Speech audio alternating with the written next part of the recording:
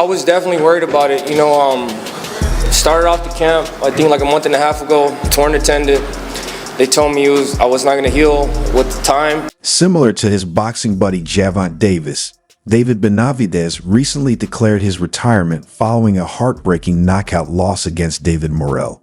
The odds makers had positioned the Mexican monster as the favorite ahead of the battle because he had made a number of promises to David Morrell before the fight. However, this had nothing to do with him. Rather, it was more about his unmatched boxing abilities, untapped power, and sharp intellect.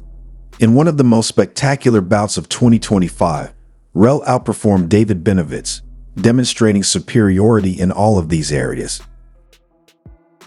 Think about what's on the table, and I only think about what's ahead of me. I knew that this fight was potentially, we could make it. We made it happen. Though many of them had backed the incorrect David, fans had adored the concept of a David versus another David matchup on the year's first major boxing show. As the bell was rung, the ring's hostility and anger grew more intense. Both competitors started throwing punches, and finally it wasn't only David. Ben's Ninite lost the battle since nothing really worked for him. After the bout was completed, he was present at the press conference to announce his retirement following 29 fights, 8 victories, and 1 defeat, including 24 knockouts. 168. I don't care if Canelo, if he wanted to fight me and told me to go down to 168. I don't care about that money. I don't care about none of that. I was at 168 for a while. Since Ben still has a bright future ahead of him and might face the victor of the undisputed world light heavyweight champion title bout between Dmitry Bivol and Irislan De Lara, many people disagree with his choice to retire. He may even decide to face his bitter rival Canelo. Alvarez should have Turki Alaki approve the bout, but he has declared that he will hang up his gloves and never fight again, so he isn't taking any of these things into account. I told myself that I would end the sport if I didn't win this. I'd had fun and loved my moments, but it's okay. They told me I needed at least 3 months. I said, I don't care. I'm going to keep fighting. I'm going to keep training. Then I heard this, and they told me, oh, well, you got to take a break for that. I said, no. This is a lot like what David Benavidez's boxing friend Von Davis just remarked. Von Tank Davis asserted that he will stop playing the sport by the end of 2025, even if he wasn't inspired by a defeat. After an acrimonious final press conference in Las Vegas on Thursday, tensions reached a boiling point in the MGM Grand Arena as the unbeaten pair and their teams traded insults ahead of their highly anticipated light heavyweight showdown on Saturday night. According to Joseph Benavidez, David Benavidez's senior father and trainer, David Morrell, is feeling the pre-fight heat. Benavidez Sr., however, denies rumors that the flaming buildup would divert his charge and maintains Team Benavidez's attention on the danger presented by Southpaw Morrell. Bennett Sr. informed BN, "No, we're not distracted. We're just excited. It's a massive battle. We want to engage in these confrontations because they are risky. I used to say that Morrell was a young, lean, and deadly fighter. David Morrell is a 2-time world champion with a strong amateur pedigree. Therefore, we don't undervalue him. Although he is a skilled fighter, I think David Benavidez is at a higher level, and I anticipate that he will demonstrate that on Saturday." 27 years old, and we just gotta keep winning impressively, in order to keep fighting the best at 175 and 168. What's the highest weight class you've been, David? I think, to be honest with you, I think he could definitely go to heavyweight. The experience has dominated most of the pre-fight conversation. Bees has an advantage in the paid ranks. Despite his amateur background, Morrell has only advanced past 4 rounds 4 times as a professional, and each time at a level far lower than the one he is competing at this weekend. Ben, on the other hand, has fought nearly 3 times as many rounds. Since making his professional debut in 2013 at the age of 16, he has defeated former world champions Demetrius Andrade, Alexander Gazek, and Caleb Plant in the way. According to Benavidez Sr., the difference on fight height may lay in the difference in experience and the capacity to withstand the pressure that comes with a highly anticipated grudge battle. And maybe when he's about 30 years old, 31 years old, that's the plan to go to heavyweight. But we're going to keep going to this division little by little. He seems anxious to me, as is their entire staff. We're glad David has been in this situation with Caleb Plant. were not anxious. For many years, that was the most intense rivalry, and Benavidez performed admirably. That, in my opinion, is what drives him. We're here because he had to work hard and fight. We will not allow this individual to take away all of our hard-earned possessions.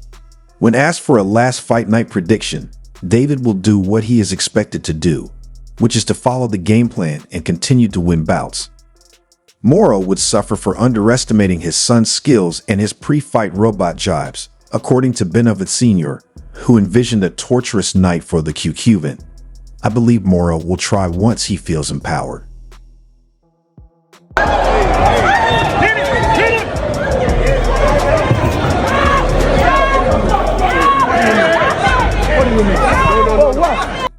The rivalry between light heavyweights David Benavidez and David Morrell has been escalating, with tensions reaching new heights ahead of their February 1st showdown at the T-Mobile Arena in Las Vegas. What was once a battle for the belt has now become a personal vendetta between two fighters who can't stand each other. The animosity between Benavidez and Morrell kicked off in dramatic fashion during a media workout in Miami, where physical altercations broke out just days before their highly anticipated fight. Benavidez was the first to make physical contact, shoving Morrell in the chest. Morrell quickly fired back by hurling his WBA championship belt at Benavidez, fueling the fire even further. The incident seemed to confirm that the bad blood between the two fighters would spill over into the ring. After the altercation, Benavidez spoke to reporters, claiming that he had tried to keep things cordial, even attempting to shake Morrell's hand. He stated that while they had exchanged trash talk in the past, he was hoping for mutual respect going into the press conference. However, when Morrell continued to disrespect him, Benavidez was not about to let it slide. Benavidez's frustration was clear. I tried to shake his hand, be cool. Last press conference we had trash talking, but then after, we were shaking hands and stuff. So I was expecting the same thing, he said.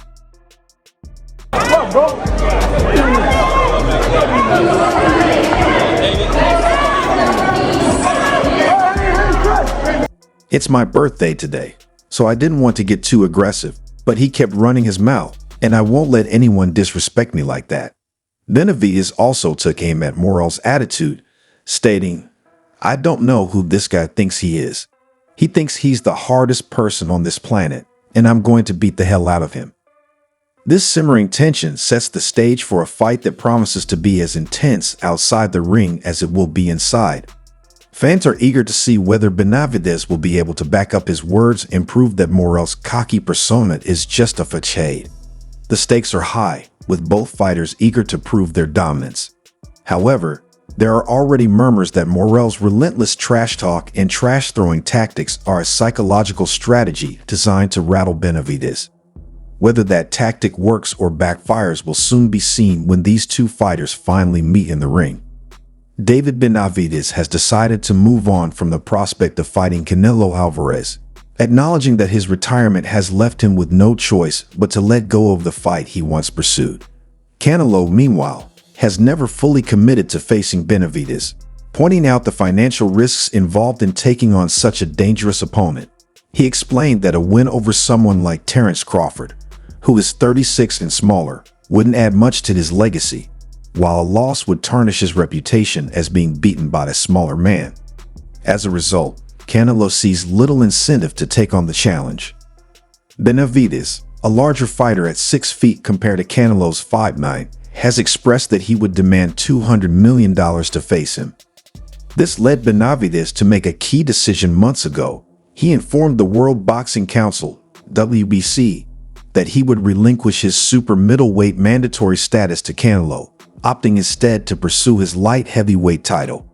WBC President Mauricio Suleiman confirmed this move, explaining that while Benavidez would still face mandatory contenders at light heavyweight, he was no longer willing to wait for a Canelo fight. Suleiman added that Canelo, a 4-division champion, had refused to fight Benavidez for less than $150 million, a demand that Benavidez felt was not worth waiting for any longer. Rather than continue to wait for a fight with the Mexican superstar, Benavidez has chosen to focus on forging his own path and building his own legacy, independent of Canelo. Benavidez, now 27, is determined to create his own opportunities and step away from the shadow of Canelo Alvarez. I don't need anybody here, bro. Only you and me. Only you and me. Only you and me. Only you and me. Many once believed that David Benavidez, often referred to as the Mexican Monster, had a brilliant career ahead of him. However, it's disheartening to realize that his most recent victory was over Alexander Wojcik, a 37-year-old fighter known as the Nail for his tough offensive style. Wojcik certainly earned that nickname after a grueling 12-round battle with Benavidez. Yeah. Because he's 14-0 with 14 knockouts, 15-0 with 15 knockouts. The thing I see about him is a little bit different. It might be an easier way to beat him is that he's really flat-footed. Despite Benavidez's relentless attack, Wojcik displayed remarkable durability, absorbing everything Benavidez threw at him in a hostile, back-and-forth fight. This marked a significant moment for Benavidez, who was moving up to 175 kilos in search of new challenges in the light heavyweight division.